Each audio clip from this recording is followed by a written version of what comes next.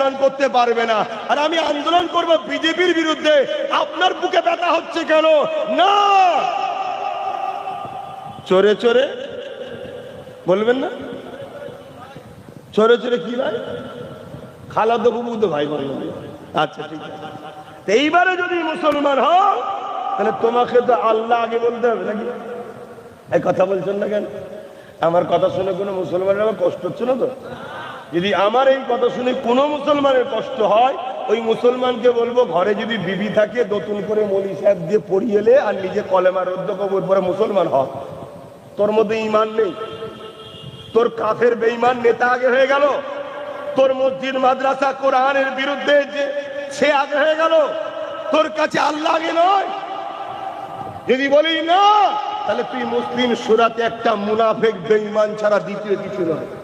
তাহলে এই মুনাফিক গুলোকে চেনা দরকার আছে না নাই?